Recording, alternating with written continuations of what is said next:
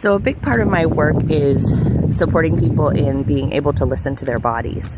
But this can get really confusing because people often start to think that their bodies are telling them what to do. So it's a little bit more complicated than that. Your body is a storehouse, a database of information from both your personal life and your ancestral line. It gathers information about threats, and it is going to tell you when it sees a match. Okay, here's a match with a previous threat. Be careful, you should be scared. Okay? Now, we don't necessarily want to follow every single one of these messages because, A, they're contradictory often. So there may be one message that's like, go towards that, it's wonderful, and another message that's like, no, we hate it, don't do it. So you can start to feel like a chicken running around with your head cut off if you start following all of the body's messages.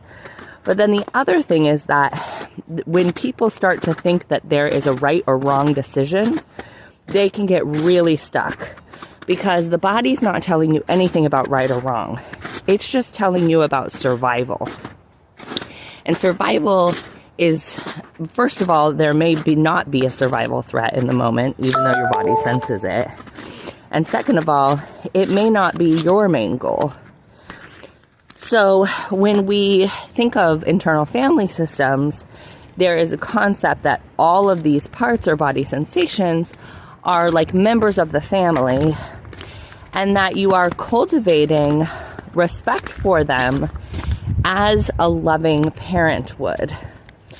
And that loving parent is the big S self, which comes from Jungian thought. And the big S self doesn't typically have a relationship with right or wrong. The big S self has a relationship with oneness, non-duality, unconditional love, right? So the oneness is saying whatever you do, you are loved and valuable. And the parts may say, you're good if you meditate and bad if you watch TV, for example.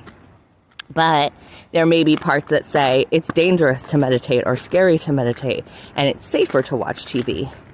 So if you're just following your body, you're going to end up pretty discombobulated, and you may not line up with your goals. So understanding your personal goals and then bringing in that like higher self oneness perspective can be a really nice way to hold and understand and respect all of your parts and sensations without having to be tossed about